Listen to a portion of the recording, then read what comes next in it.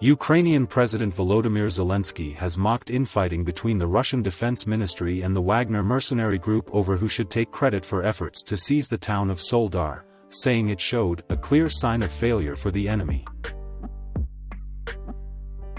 In a late-night video address on Friday, Zelenskyy said the battles for Soledar and other eastern towns and cities in Ukraine were continuing despite competing claims by Wagner and the Russian government that it was their forces who had taken control of the salt mining town.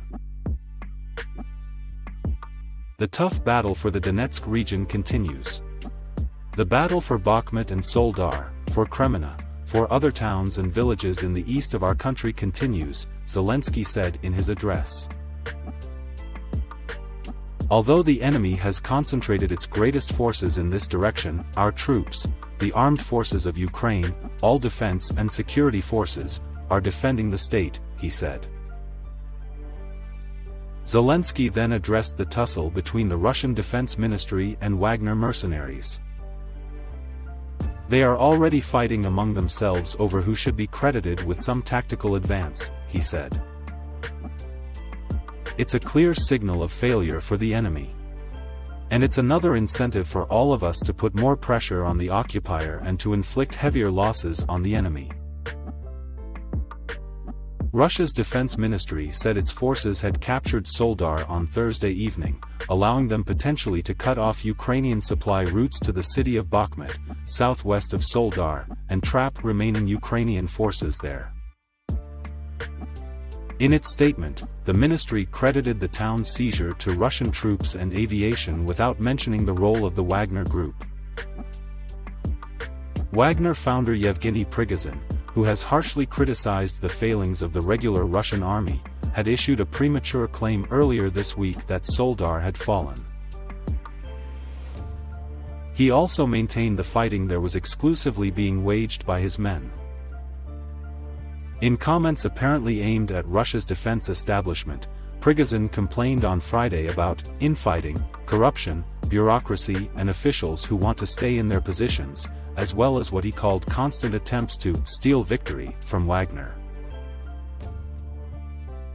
In response, Russia's defense ministry late on Friday issued a second statement seeking to clarify the situation and acknowledging the role of Wagner group fighters in Soledar. As for the direct storming of Soldar's city quarters occupied by the armed forces of Ukraine, this combat task was successfully accomplished by the courageous and selfless actions of volunteers from the Wagner assault detachments, the defense ministry said. The Kyiv independent news outlet noted that the competition for credit between the Russian forces had not gone unnoticed in Ukraine, with Mikhailo Podolyak, an advisor to the president's office, saying on Twitter that the public rumble over who is fighting better in Soledar was a good sign of the beginning of the stunning end. A public rumble started between Russia fake news agency and military criminal ultras about who is fighting better on the 11th month of the three-day war and who will sow Soledar with their corpses the most. Russia has allowed Prigozhin to recruit tens of thousands of its prisoners for Wagner, which U.S. officials say is a 50,000-strong force, and let him equip them with tanks, aircraft and missile defense systems. Despite its sometimes publicly strained ties with the Russian Defense Ministry, some Western military analysts suspect Wagner is closely affiliated with it. One source close to the Russian authorities, who declined to be named because they were not authorized to speak to the media, told Reuters the Kremlin viewed Prigozhin as a useful operator but maintained unspecified safeguards in terms of his growing power. There is a ceiling and mechanisms in place, said the source, who declined to provide more details.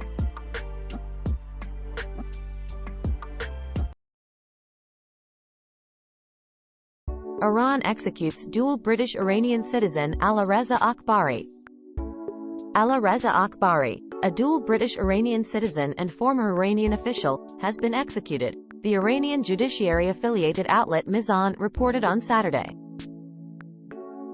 He was hanged for crimes including corruption on earth, according to tweets from Mizan, which did not specify when the execution took place. Two tweets by the outlet Saturday accused Akbari of extensive cooperation with British intelligence officers, for which he received huge sums of money. Akbari's death sentence was announced just days ago, on January 11, after he was convicted of spying for the United Kingdom. Akbari had denied the charges. According to allegations published in Mizan on Wednesday, Akbari had been arrested, some time ago, for spying against this country. On this basis and after filing an indictment against the accused, the file was referred to court and hearings were held in the presence of the accused's lawyer, and based on the valid documents in this person's file, he was sentenced to death for spying for the UK, Mizan said. British Prime Minister Rishi Sunak denounced the move. "I am appalled by the execution of British Iranian citizen Alireza Akbari in Iran," Sunak wrote on Twitter. "This was a callous and cowardly act, carried out by a barbaric regime with no respect for the human rights of their own people. My thoughts are with Alireza's friends and family." Echoing Sunak's statements, the British Foreign Secretary James Cleverly called the execution a barbaric act that deserves condemnation in the strongest possible terms. "This will not stand unchallenged. My thoughts are with Alireza Akbari's family," he wrote on Twitter. Cleverly said his office would summon the Iranian chargé d'affaires over the execution. "This will not stand unchallenged, and we will be summoning the Iranian chargé d'affaires to make clear our disgust at Iran's actions. Our thoughts are with Mr. Akbari's family," Cleverly said in a statement. The execution of British Iranian Alireza Akbari is a barbaric act that deserves condemnation in the strongest possible terms. Through this politically motivated act, the Iranian regime has once again shown its callous disregard for human life. The UK government had urged Iran not to execute Akbari. The Foreign Office said it would continue to support his family. The BBC reported Akbari was arrested in 2019 and that he served under Iranian President Mohammad Khatami, a reformist who was in office from 1997 to 2005.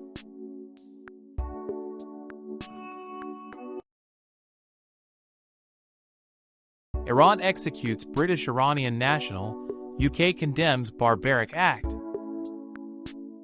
Britain, which had declared the case against Alireza Akbari, 61, as politically motivated and called for his release, condemned the execution.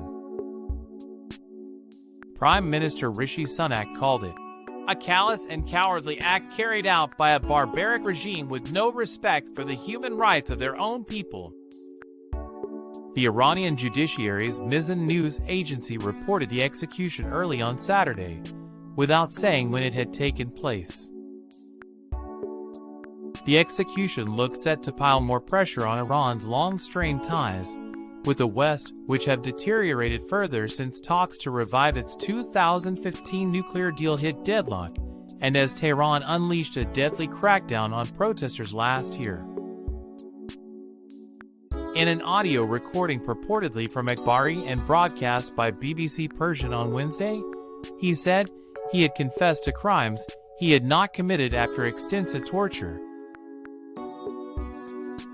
Alireza Akbari, who was sentenced to death on charges of corruption on earth and extensive action against the country's internal and external security through espionage for the British government's intelligence service, was executed, Mizan said.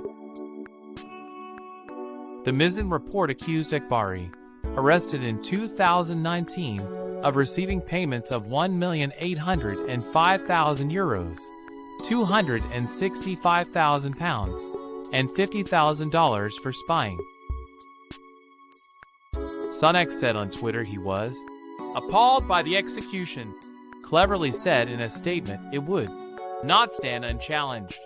"We will be summoning the Iranian chargé d'affaires to make clear our disgust at Iran's actions."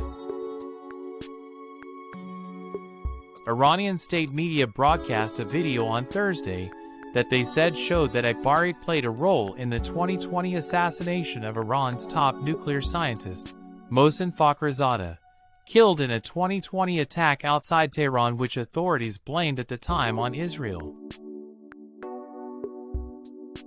In the video, Akbari did not confess to involvement in the assassination, but said a British agent had asked for information about Fakhrizadeh.